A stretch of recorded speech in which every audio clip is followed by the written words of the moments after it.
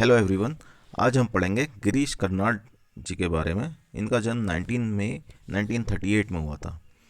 गिरीश रघुनाथ कर्नाड इनका पूरा नाम है। ये एक एक्टर हैं, कन्नड़ राइटर हैं और फिल्म डायरेक्टर भी हैं। मल्टी टैलेंटेड इंसान है। इनका जन्म मथेरन महाराष्ट्र में 1938 में हुआ था और इनको ज्ञानपीठ अवार्ड मिला था 1998 में। और कई इनाम इनको मिल चुके हैं। एग्ज़ाम पॉइंट ऑफ व्यू से इम्पोर्टेंट है, जैसे पद्मश्री 1974 में, पद्म भूषण 1992 में, और इनको कन्नड़ लैंग्वेज में साहित्य अकेडमी अवार्ड मिला है 1994 में फॉर टेल डंडा के लिए। ये नव्या मूवमेंट से भी जुड़े हुए हैं। ये नव्या कन्नड़ राइटर्स का एक मूवमेंट था। ये कई फिल्मों में भी इन्होंने पार्टिसिपेट किया हुआ है। यू आर अनंत मूर्ति की एक संस्कारा मूवी है, इसमें इन्होंने एक्टिंग की थी। इसका ए के रामानुजम ने इंग्लिश में ट्रांसलेशन भी किया है। It is an important question यहाँ से।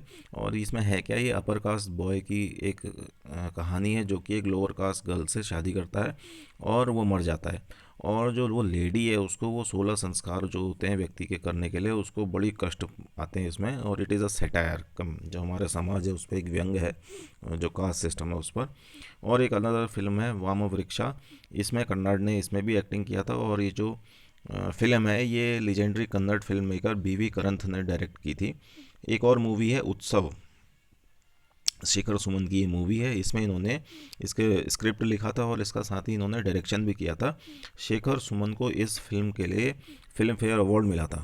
ओरिजिनली इसमें अमिताभ बच्चन को एक्टिंग करना था, पर उनको चोट लग गई थी, तो उनके जगह शेखर सुमन ने एक्टिंग किया था और उनको इसके लिए फिल्म फेयर अवार्ड मिला था। और ये शूद्रका के मृच्छ कटिका पर बेस्ड है ये कहानी, फिल्म। और जो इन्होंने अन्य फिल्में की हुई हैं वो हैं इकबाल 2005 में आई थी, एक था टाइगर 2011 में, इसमें वो उसके रॉ के चीफ बने हुए थे, और टाइगर जिंदा है 2017 में। ये एक टेलीविजन दूरदर्शन में एक सीरियल आता था, टर्निंग पॉइंट, उसके भी होस्ट थे। उसमें प्रोफेसर यशपाल जो थे वो scientific question based Doordarshan serial था ये।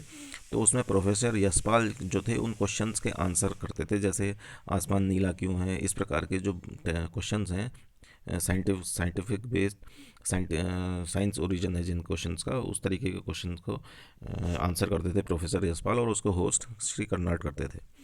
उनके अदर मेजर वर्क्स हैं ययाति 1961 में आया है, तुगलक 1964, हयावदना 1972, हितिना हुंजा 1980 में, तेल डंडा 1990 में, मनोहर ग्रंथमाला 2011 में, ये इनकी ऑटोबायोग्राफी है, और नागामंडला 1988 में।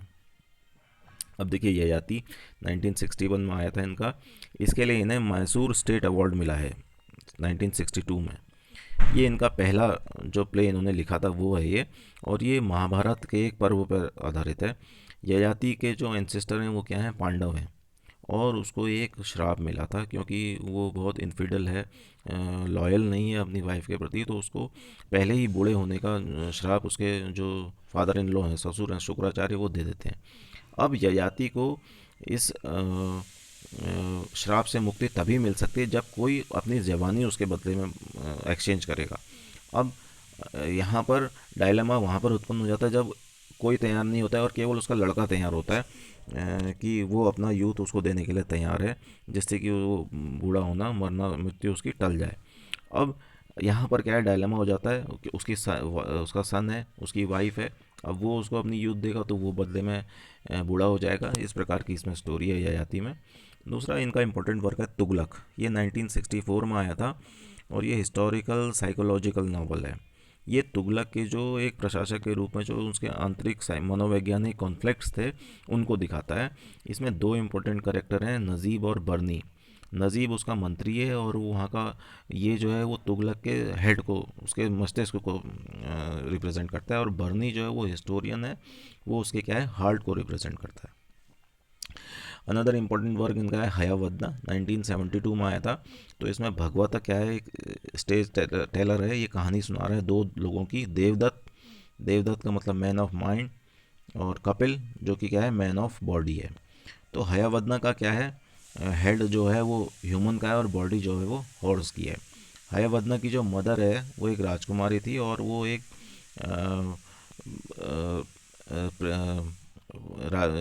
हॉर्स के साथ प्रेम में पड़ गई थी। तो ये हयावदना ये है। और उसके बाद क्या है, कपिल, जो हमने दो लोगों की कहानी है, उसमें कपिल क्या है, पद्मिनी और देवदत्त की शादी को अरेंज करता है। अब पद्मिनी क्या है, कपिल जो कि मैन ऑफ बॉडी, वो काफ़ी हष्ट पुष्ट है, is a man of good physique, उसको लाइक करना शुरू कर देती है। काली के मंदिर में जब देवदत्त को ये पता चलता है कि पद्मिनी लाइक्स कपिल, तो वो अपना सिर काट लेता है, ही बियर्ड्स हिमसेल्फ। और ये देख करके कपिल भी क्या है, अपना सिर काट लेता है। ये देख करके क्या है, उस देवदत्त ने अपना बिहेड कर लिया अपने आप को, तो वो भी अपने आप को बिहेड कर लेता है क्योंकि उसका गुड फ्रेंड है। अब यहाँ पर पद्मिनी भी आकर के अपने गर्दन काटने ही वाली थी, तभी गॉडेस काली आती हैं और वो कहती हैं कि वो उसको ये कहती हैं कि वो उनके सरों को जोड़ ले। अब यहाँ पर गलती क्या होती है, पद्मिनी उनके हेड और बॉडीज़ को मिक्स कर देती है। और फिर वो क्या है, अब वे दोनों क्या है, अब देखिए सिचुएशन क्या है कि कपिल के जो मैन ऑफ फिजिक था उसमें देवदत्त का हेड है, माइंड उसका है, और जो देवदत्त है उसमें हेड जो है वो कपिल का है। तो अब ये है कि उसका राइटफुल हस्बैंड कौन होगा, इसका क्वेश्चन होता है। तो लास्ट में एक जो साधु होते हैं वो डिसाइड करते हैं कि क्या है, देवदत्त का जो हेड है वो उसका राइटफुल हस्बैंड है, क्योंकि पद्मिनी ने क्या है, पहले उसी से प्यार किया था, उसी के प्रति उसके मैरिज हुई थी। तो जो देवदत्त का हेड और बॉडी ऑफ कपिल थी, उसके साथ उसकी लास्ट में मैरिज होती है। एक अनदर इम्पोर्टेंट वर्क है इनका, नागमंडला, ये 1988 में आया था। ये रानी और राजा अप्पना की कहानी है। अपना जो है वो कई स्त्रियों से उसके संबंध हैं और वो रानी को समय नहीं देता है।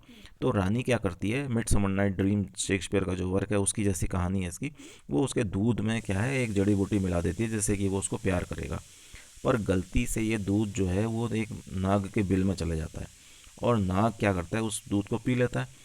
तो उस दूध को पीने वाले को क्या था रिजल्ट, कि वो फिर रानी को प्यार करेगा। तो नाग क्या करता है, वो मनुष्य का शरीर लेकर के अपना का भेष बदल करके आता है और रानी को विजिट करता है, और रानी इसी तरीके इस सीरियल में, इस ऑर्डर में क्या है, प्रेग्नेंट हो जाती हैं। अब अपना को जब ये पता चलता है उसकी प्रेगनेंसी का, तो वो रानी की चेस्टिटी को चैलेंज करता है। तो वो कहता है कि ये मेरा सन नहीं है और रानी का करेक्टर ख़राब है।